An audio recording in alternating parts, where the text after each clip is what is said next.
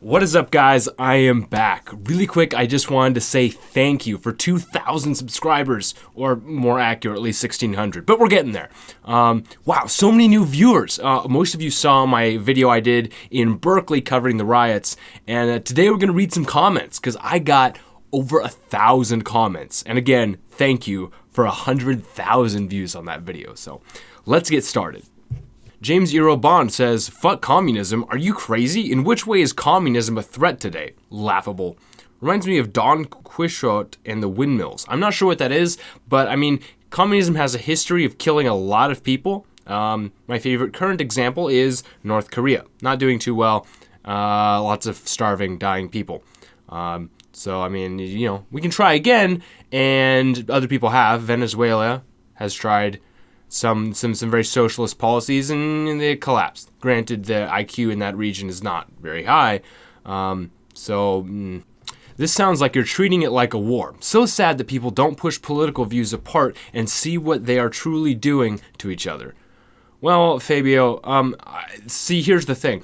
If we could just have a conversation, that would be awesome, right? That's what our society is built on. However, the side that's problematic here are the ones that come in and start, throwing M80s and punching people and shutting down all conversation when we try to get together at a park and have some speeches. So it's less about, just fighting for the sake of fighting and more about fighting for the sake of the the First Amendment. Fierce Deity Zero says, "The real contrast in accepting consequences is the biggest difference between these two groups. You see anyone with a mask getting arrested, being taken down, kicking, screaming, and fighting.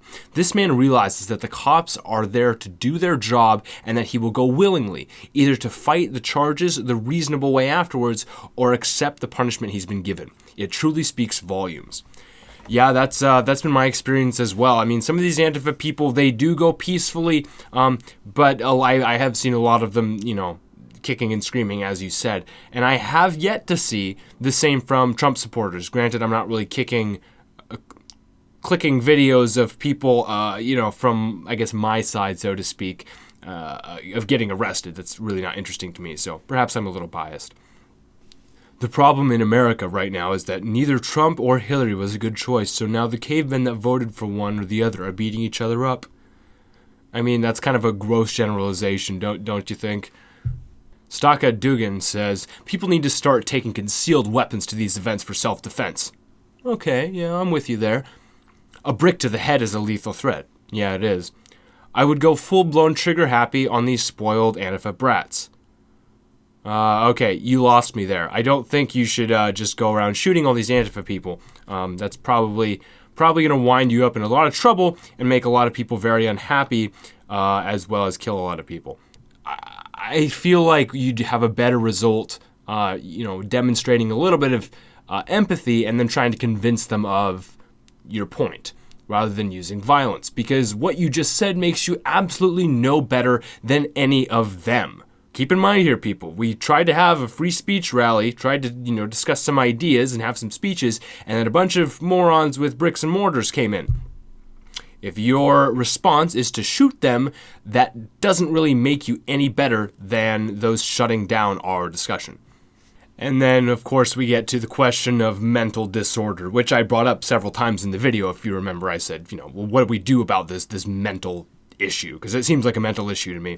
And Dylan Baker says, "You can't stigmatize idiocy as a mental disease. People have different views. That's how life works. Unfortunately, idiots resort to violence." That may be true. It is true. But I think anyone who resorts to violence and who is or is not an idiot has some mental problems if that's how they're reacting to a discussion. I'd say it's rather generous of me to simply say, oh, well, if you're going to hit me because you don't like my idea, you're probably just retarded. I feel like that's very generous of me to just, say you probably lack some brain power. I'm trying to be nice here. Other people, like the previous commenter, thinks you should just shoot those people. So I feel like I'm doing a pretty good job just saying, you're maybe a little retarded. Let's try to have some sympathy for the retards.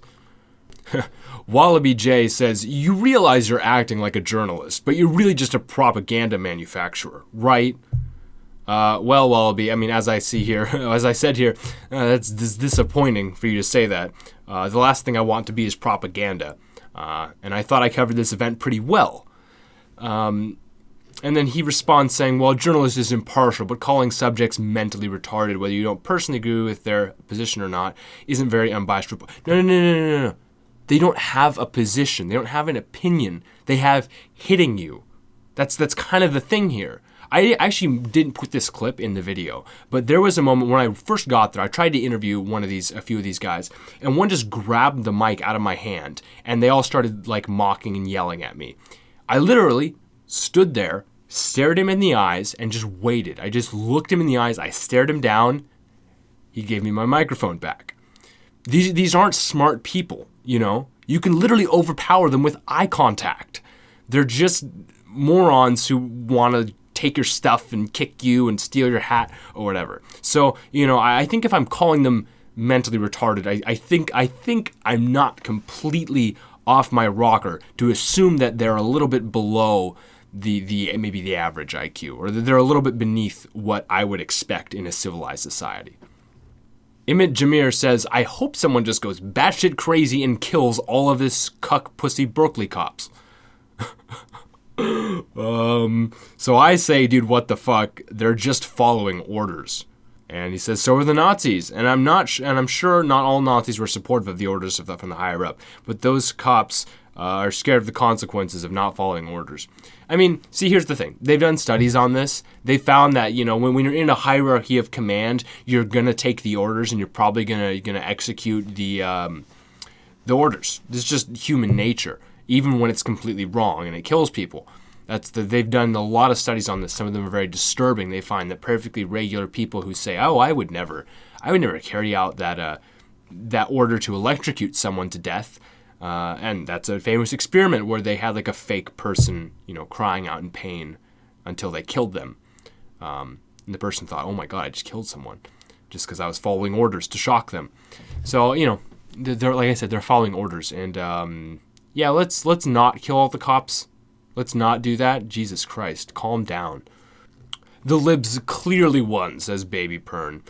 You were all bloodied and maced and arrested, LOL. Actually, I think there was 16 arrests made among the Antifa people, and I think 3 made of the Republican Trump supporter free speech non-retarded people group. So, you know, and with these anarchists, most of them have their faces covered, so it's you can't really see when they're covered in blood.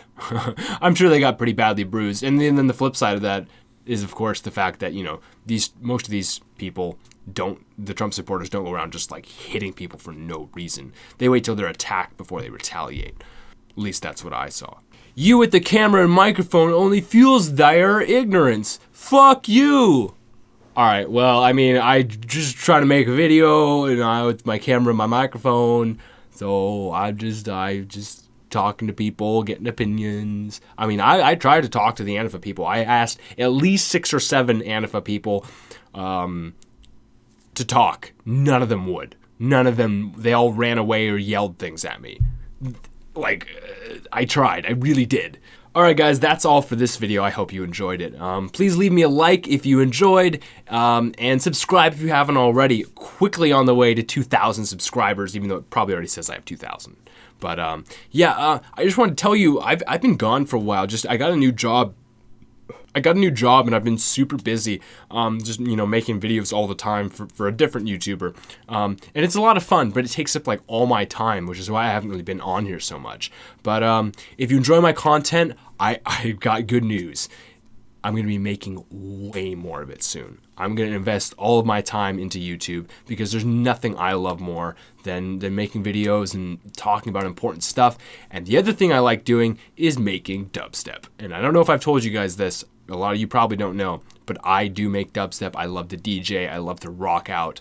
And there's going to be a lot more of that coming. Actually, I'll put a link to my SoundCloud in the description if you want to hear my new music.